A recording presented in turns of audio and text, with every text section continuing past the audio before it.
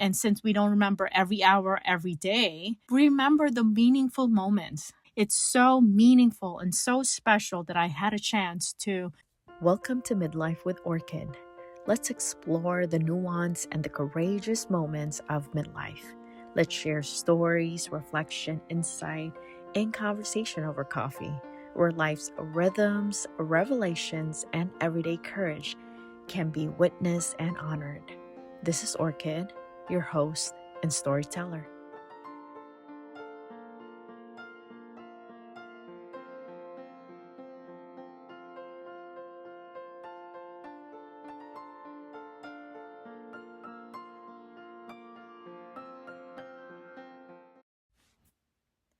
If you're one of those human beings, let me add, intricately, beautifully complex human beings, and you believe that life is short,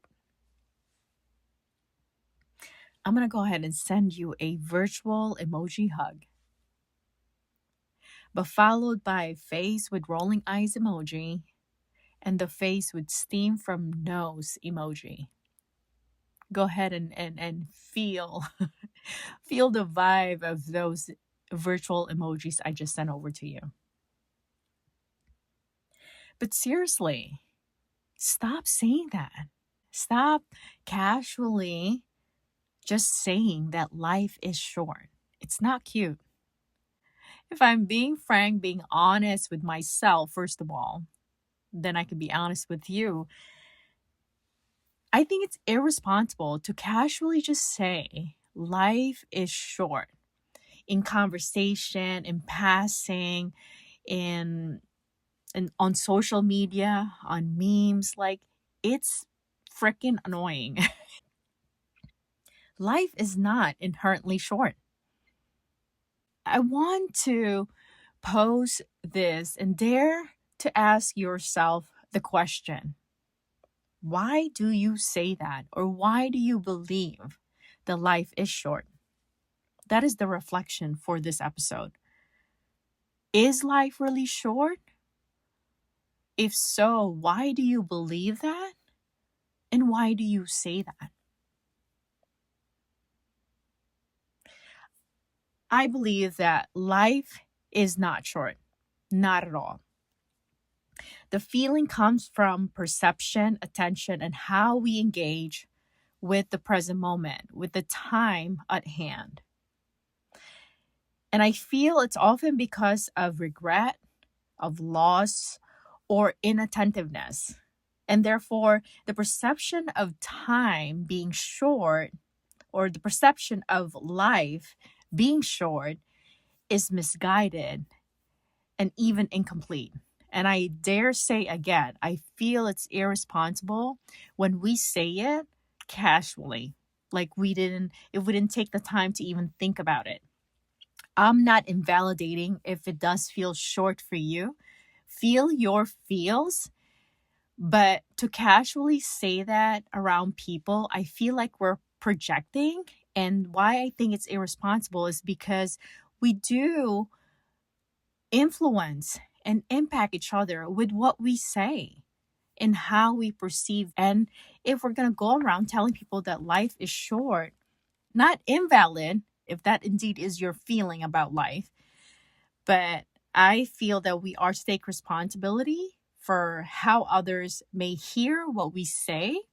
And are we really speaking life? I perceive life and time like a flow state. Now, I'm aware that I'm not always in flow state, but I know how it feels. And flow state to me feels like life. When you are in flow state, time perception shifts, the self consciousness drops, and performance often peaks, and intrinsic reward appears.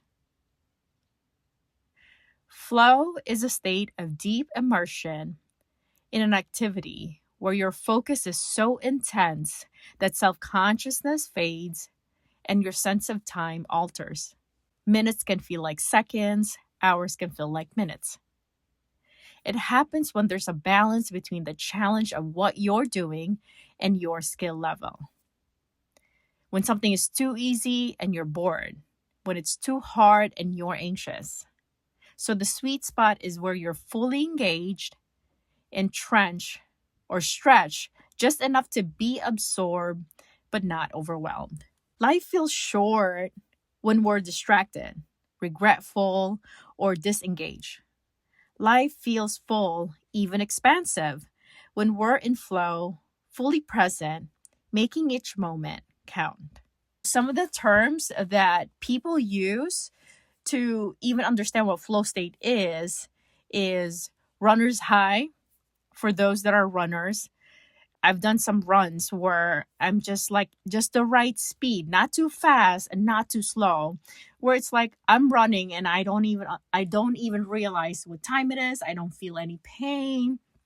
I feel this high because our endorphins and dopamine is kicking in, but I don't feel any pain and I'm just going. I don't even know how long I've been running and I'm just going. Some of the terms also creative flow, in the zone, in the pocket, when you're hyper focused in the groove, when you're doing something that really interests you and you're not focused about any other thing but just that moment. And I feel like we can be in flow in life.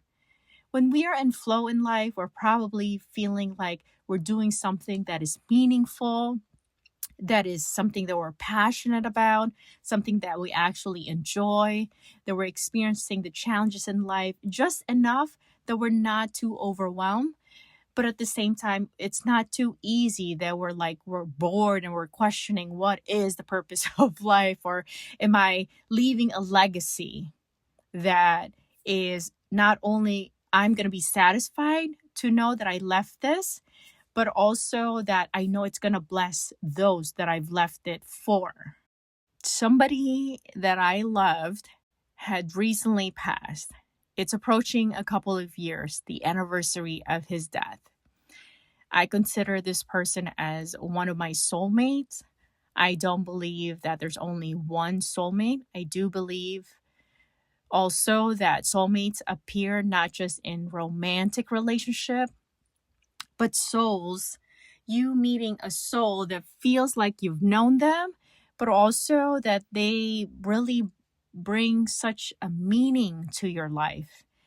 This person is romantic, this soulmate, but definitely the meaning that they brought into my life is something that until today I feel like I'm reaping messages and nuances and understanding from their life. When I found out that they passed almost a couple of years ago, for sure at that time, I had felt like, wow, life is short, because I feel that I did not have enough time to experience their life. But also, I feel that there were the times that we were together, it might have been not the right time. And I was hoping to get reconnected, have a reunion, and experiencing different version of ourselves. It's like we were together and we had broken off, and 3 years had passed, and all of a sudden they're dead. All of a sudden they're not existing in human life anymore. And so I did ponder and consider that life is short. And from that lens, it's because I feel like there was not enough time to did I say everything I wanted to say? I wish we had more time to work things out. But in hindsight now, in reflection, I don't feel like grief goes away. From time to time, I get this wave and I'm hit with it. But I do perceive their death and my own connection or relationship, and how I identify or associate to death itself. It has changed. It has evolved. I now see that we did meet at the right time. We did broken off at the right time. I mean, in hindsight now, I feel like, wow, I would rather have been apart from this person, process that separation grief than to be with them and them passing. Like, I don't even know how I'm going to handle myself. And right now, I still feel emotional just thinking about the what if. What if they pass and we are still together? I don't know how I'd process that.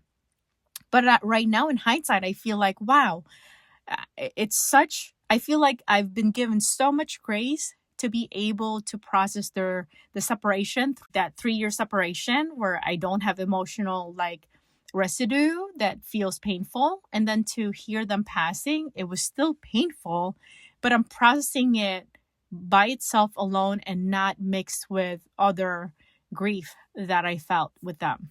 I feel that I don't have any regret. I mean, now that I've processed it, I don't have regret. I feel like, well, what needed to be said was said. The time that we had with each other was spent, and it was just the right enough time. And because I identify as a mystic and I do have a spiritual lens and the way that I make meaning of things, to me, I really have come to peace in why they even came into my life, why I connected with them, why there was an instant connection, even why it was short in a sense. But as we're talking about, life is not short. That is my take. That is my stance. Life is not short because we don't even remember every single day. And there's 365 days in a year. There's 24 hours in a day. And even if you're getting 6 hours of sleep, that's still plenty of time. Or even if you're someone who needs 8 or 9 hours like myself, there's still plenty of time in a day. So I feel like the 24 hours doesn't change. 365 days a year doesn't change. But it is how we make meaning of it, how we engage to the moments. And since we don't remember every hour, every day, remember the meaningful moments. I remember my time with him, and to me it's so meaningful and so special that I had a chance to experience their soul here on the earth. I feel fortunate. I really do, that I get to experience this person's life. They are turning 40 this year, and 2 years ago is when they passed. But wow, in a way, it seems like we're talking about this topic. It seems like, oh, short-lived, but how do we know that? I mean, it all's your perception. To your perception, it may be short-lived. That could be true. It's not complete. It's partial truth. But I'm trying to look at it from in this person's perspective or in their soul's perspective. Like, is it really short-lived? Could there be a purpose that is all they signed up for? I mean, I'm going in another theory here now. I am perceptive. The podcast episode is meant to be reflective, but life is not short. I do pose that and invite you to take a different perspective about life, about time, and how you engage with it, where you set your attention to, and the meaning that you make of your life, especially here in Midlife. A Netflix series that I rewatched recently. It's this interweaving of grief, multiverse, and parallel realities. The title is If I Hadda Met You. I want to explore that on this episode, this brief bite-sized episodes, but curious for you to watch that if you feel drawn and curious about it. But life is not short.